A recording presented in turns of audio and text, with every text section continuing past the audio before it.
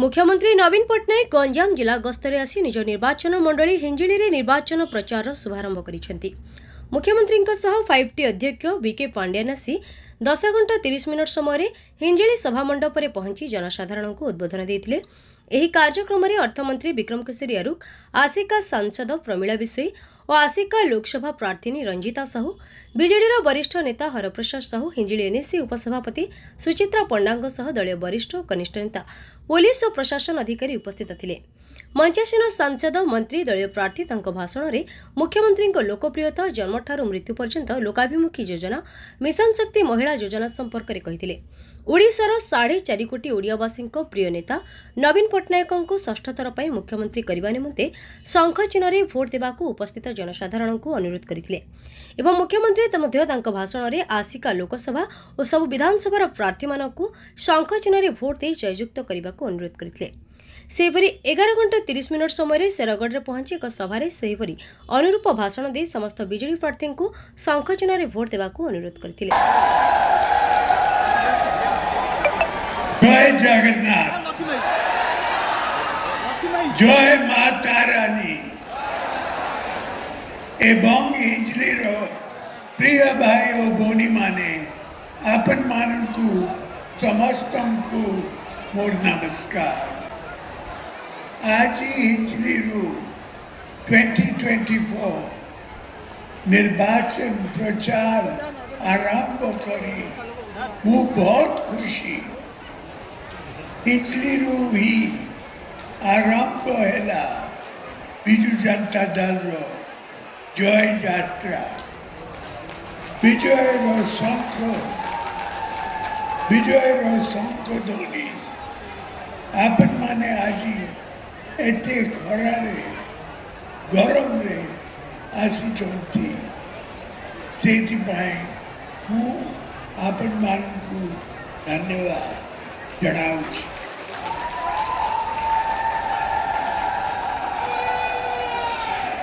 आपन माने सबु बेले मो साथी रे अछुती आम कार्यक्रम को सपोर्ट देउछंती। ओडिशा मार सेवार सुजोग देइछंती। आपन मान को सपोर्ट स्नेह और दारू पाइबु सबु बेले ऋणी। मु सबु बेले कही आसी जे ओडिशार 4.5 कोटी भाई भौणी हेउछंती मोर परिवार।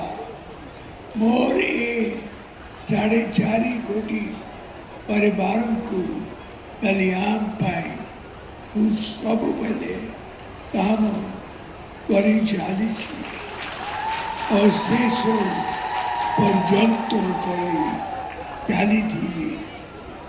आपण मानक सहयोग ओडिशा आज रूपंता पाथरे आगे चली।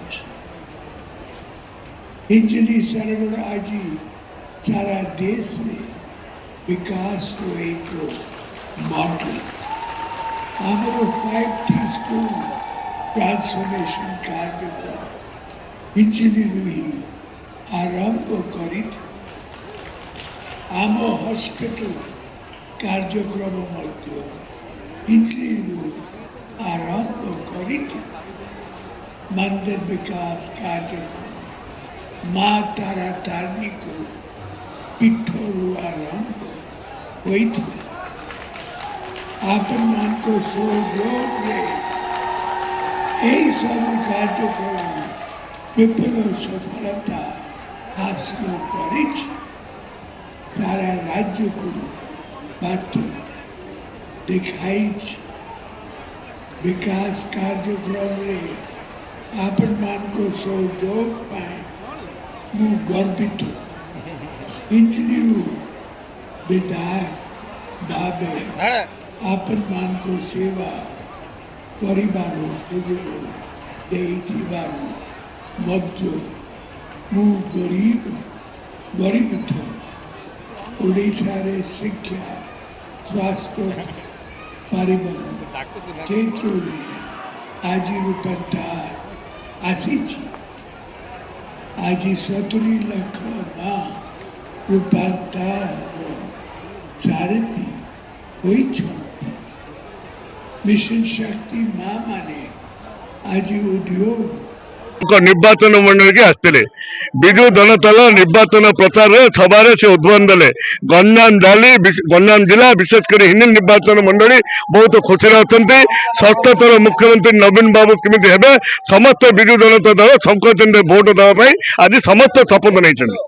पवित्र मोहन पाणिग्राही अध्यक्ष गंजाम आंचलिक उद्यान संस्था तथा साधारण संपादक गंजाम जिला वर्तमान 10 निर्वाचन मंडल ऑब्जर्वर अच्छी हिंजिली भी सहरांचल दायित्व आम हिंजिली बासी तरफ माननीय मुख्यमंत्री को कृतज्ञता ज्ञापन करुछु जे माननीय मुख्यमंत्री पुणी नवम थर 3 थर सांसद एवं षष्ठ थर विधायक यहीपरि नवम थर आमको सुजोग मिलला माननीय मुख्यमंत्री तथा नवीन पट्टनायक सेवा करने यही परिप्रेक्षी में षष्ठ थर विधायक भोट आम निर्वाचन मंडली देवाई पुणी थे सुजोग देते जो अवधि में माननीय मुख्यमंत्री सारा देशर दीर्घतम मियादी मुख्यमंत्री होगापी जाऊँच जहाँ आम आनंद एवं उल्लास कथा हिंजिली निर्वाचन मंडली को विभिन्न उन्नयनमूलक कार्यक्रम रे से प्रयोगशाला हिसाब रे नहीं एवं विकास धारा जो जारी रही सारा ओडिशा रे जो प्रगतिर रथ द्रुत गति जारी रही एवं ट्रांसफॉर्मेशन प्रोग्राम